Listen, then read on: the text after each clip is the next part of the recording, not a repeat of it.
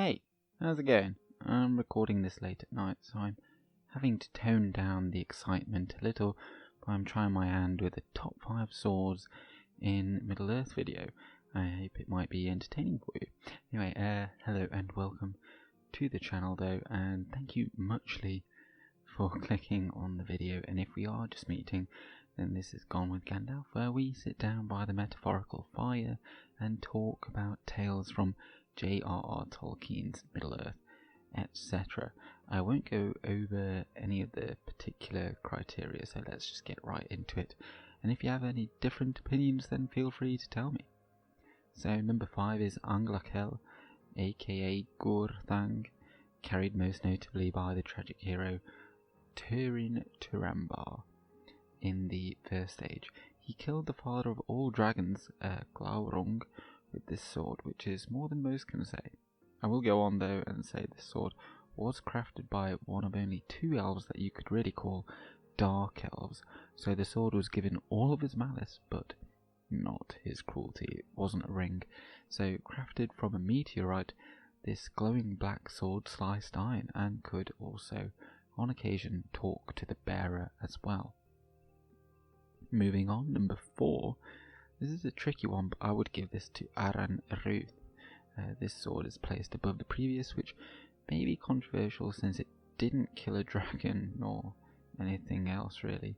The King of Doriath had both swords in his armoury, this and the previous Anglachel, but valued this one higher, whether that's simply because it was more powerful, or it was crafted with great expertise, or that it was simply his own sword, who knows.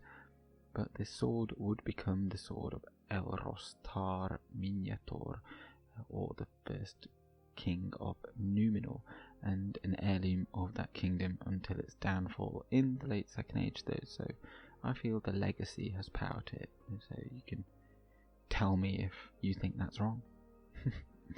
Anyway, number 3 is Ringil, the sword of Fingolfin the Valiant, the strongest elf to have lived. During the Dagor Bragollach, or Battle of Sudden Flame, he rode out to the gate of Angband with the fury of the Valar Orome, so that no one stopped, where's he going? No one stopped him. So he challenged Morgoth to a duel, and he would wound the fallen Valar no less than 7 times with his sword. Whilst he was ultimately unsuccessful, he cut into the leg of Morgoth so harshly that he would carry that limp forever after. His sword Ringil was Quenya for cold light, I believe, and it was said to have glittered like ice.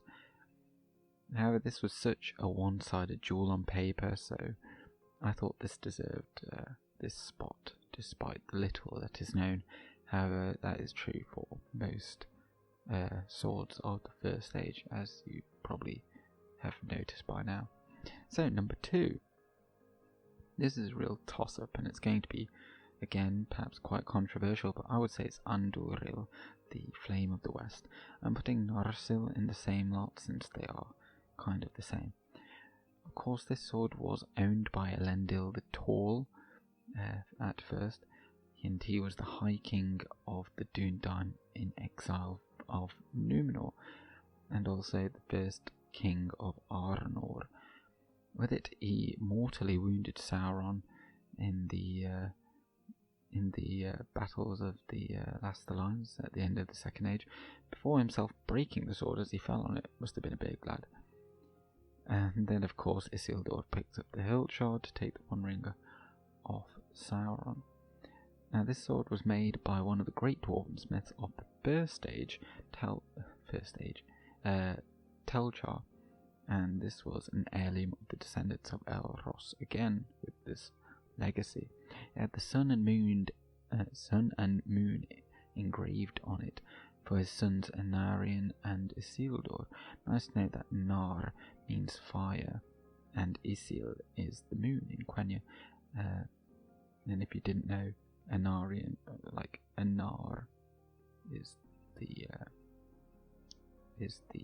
what am I thinking of? The sun, or Anor. Well, anyway, it's the same root word. And anyway, the sun... Oh, really mixed up my words here. But the sword shone with the light of these both, and it did extinguish when he fell and died, but when it was reforged and renamed Andúril by Aragorn, it once again burned brightly. So there's some magic going on. The sun and moon are the chief heavenly lights and an affront to the darkness of Morgoth and then Sauron afterwards, and these were raised by the Valar for this purpose because of the darkness. So a lot of intense symbolism there. It also gives the wielder of the authority of the kingdoms of Arnor and Gondor, and also buys the allegiance of the army of the dead too. So what's not to love when all of that is in such a nice package? Notable mentions before I get to the number 1 spot. First to the axe of Turin Turambar. That was said to have killed not 1 but 5 Balrogs during the fall of Gondolin. And here's a quote: "Sang like the rush of eagle's wings in the air, and took death as it fell." It would become an heirloom of the kings of Numenor, but it was an axe.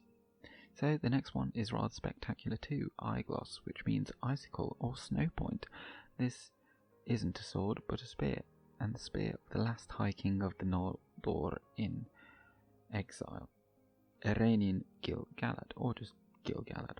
None could withstand it apparently. How fitting that Sauron would burn Gil-galad, and that perhaps his icicle melted in the process.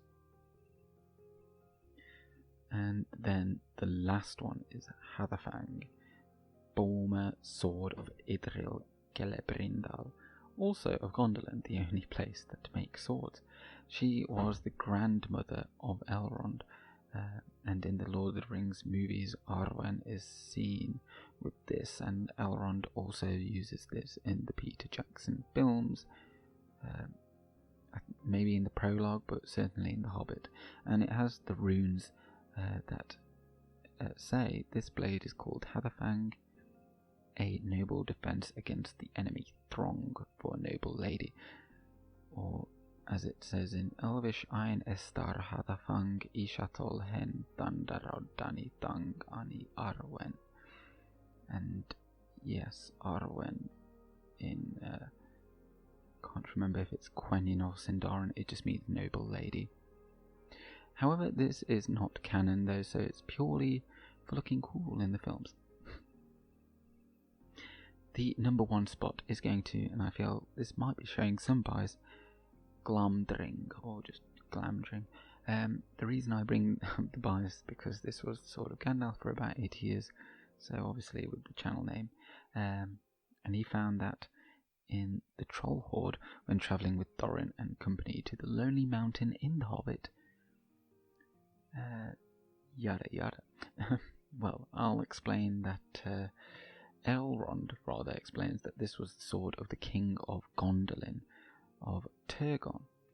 Or if I'm going to say it properly, Thorgon, but it just sounds pretentious when I say it like that.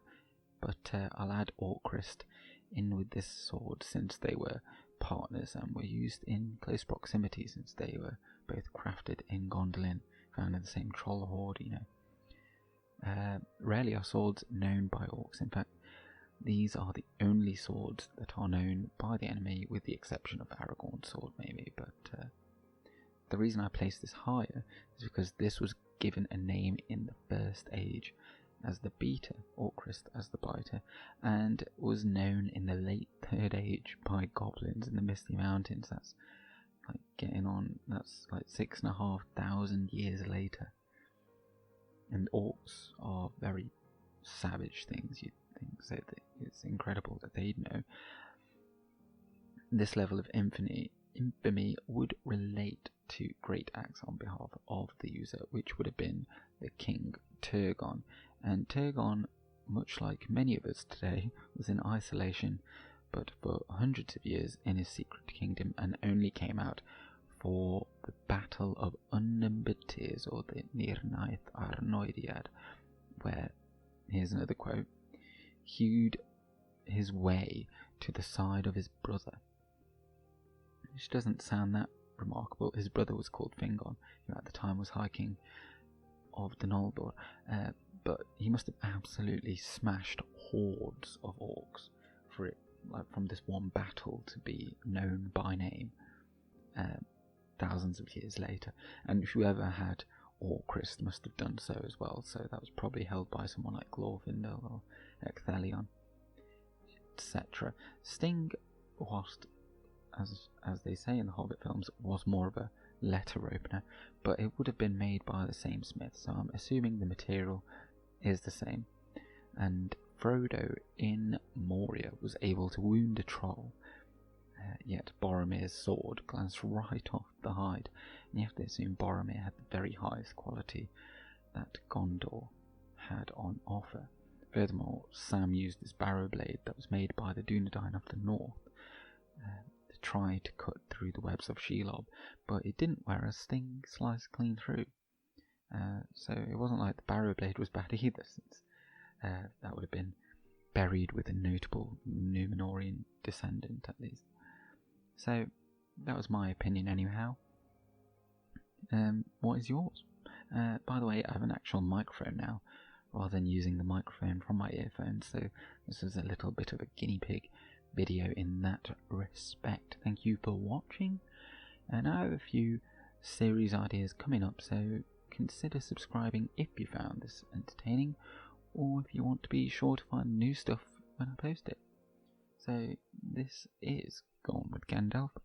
Good day.